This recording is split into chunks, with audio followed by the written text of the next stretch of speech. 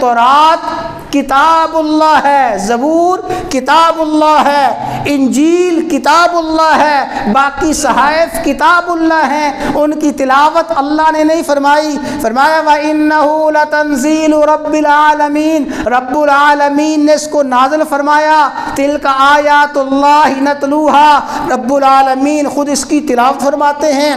پھر رب العالمین کے بعد تلاوت کی ہے نازل بہ الروح الامین، جبرائیل امین نے اس کی تلاوت کی، خود جبرائیل امین حاضر خدمت ہوتے تھے، آ کے قرآن کی تلاوت کیا کرتے تھے، وہ قرآن کی تلاوت جبرائیل امین نے کی ہے۔ اور آپ کو معلوم ہونا چاہیے کہ رسول اللہ صلی اللہ علیہ وسلم کی حیات طیبہ میں ہر رمضان میں جبرائیل امین حاضر خدمت ہوتے تھے، رسول اللہ صلی اللہ علیہ وسلم کے ساتھ دور کیا کرتے تھے۔ دور کا معنی یہ ہے کہ ایک سنائے دوسرا سنے، پھر دوسرا سنائے پہلا سنے۔ جبرائیل امین قرآن کی تلاوت کرتے ہیں، رسول اللہ صلی اللہ علیہ وسلم کو سناتے ہیں، رسول اللہ صلی اللہ علیہ وسلم جبرائیل امین کو سناتے ہیں۔ یہ قرآن کا دور ہے، تو اللہ نے اس کی تلاوت کی، جبرائیل امین نے تلاوت کی، رسول اللہ نے تلاوت کی، اور اصحاب نے تلاوت کی، اتقیاء نے تلاوت کی، اولیاء نے تلاوت کی۔